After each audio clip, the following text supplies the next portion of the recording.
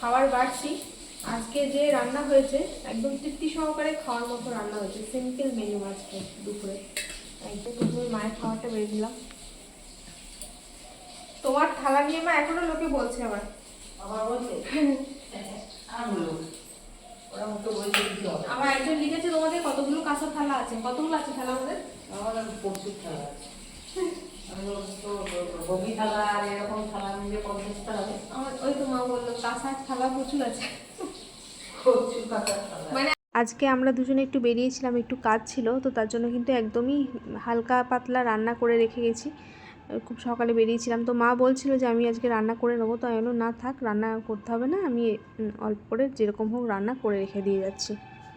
তো এই যে এখানে করেছিলাম কলমি শাক ভাজা, রসুন ফোড়ন দিয়ে। কলমি শাকটা তো খেতে খুব ভালো লাগছে, তো এটাই হয়েছিল কলমি শাক ভাজা। তো এই যে কলমি শাক করেছি, কলমি শাক ভাজা।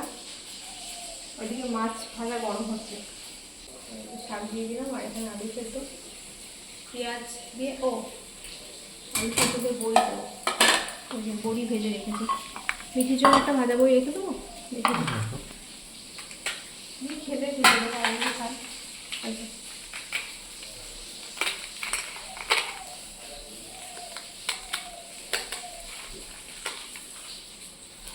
মিঠির জন্য চিংড়ি মাছ ভাজলাম, আর আমাদের মাছ ভাজা গরম করছে।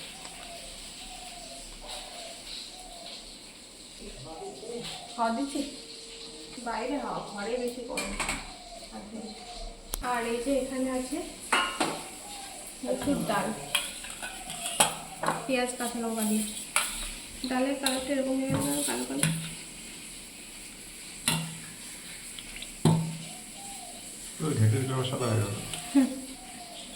আর আর কি কি আছে কি জানি। কালকে কাঁঠাল বীজ বাটা করেছিলাম। হ্যাঁ, তো হ্যাঁ। আর এই যে মিঠির জন্য টিফিনে এই যে সেই সবজি দিয়ে আগের দিন যে পোলাও করেছিলাম ওটা করেছিলাম, খাইনি, একটুখানি খেয়েছি।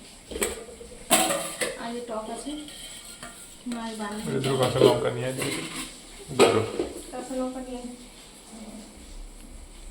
আর এই যে মাছ ভাজা,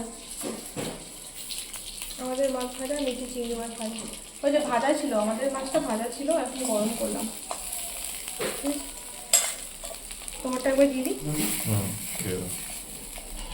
এই কড়াই যদি একটুখানি হাত টাচ হয়ে যায়, ব্যাস হয়ে গেল। মিঠির জন্য, হ্যাঁ হ্যাঁ, মিঠির জন্য আজকে আর মাছের কিছু মানে মশলা টশলা দিয়ে করিনি, শুধু ভাজা।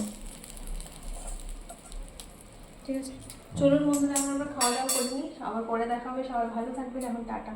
আমি তোমাদের দিচ্ছি, মা অবশ্যই একটু দেরি হয়ে গেছে।